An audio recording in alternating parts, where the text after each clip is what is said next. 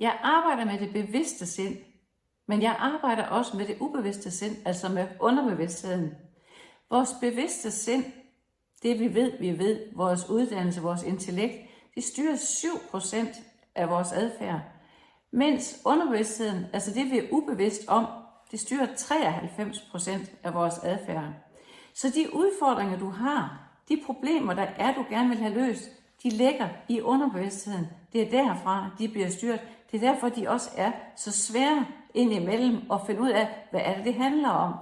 Men i terapi ved mig, så arbejder vi med underbevidstheden. Vi går i underbevidstheden, vi finder ud af, hvad det er for en oplevelse eller oplevelser, der i sin tid skabte det, som er svært lige nu. Faktisk det, vi kalder traumer. Traumer, det er konsekvensen af det, der skete engang. Så derfor skal vi have fat i den oplevelse, som skabte traumet.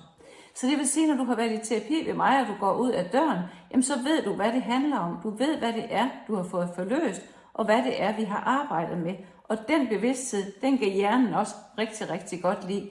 Så i terapi ved mig arbejder vi med det bevidste sind selvfølgelig, og vi arbejder allermest med underbevidstheden, for det er der alle svarene er.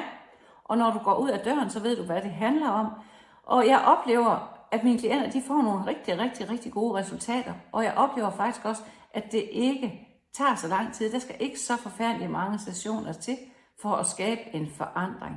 Så jeg håber, det giver dig svar på, hvordan det er, jeg arbejder i min klinik, og at du kan mærke ind i, om det er noget, der er for dig.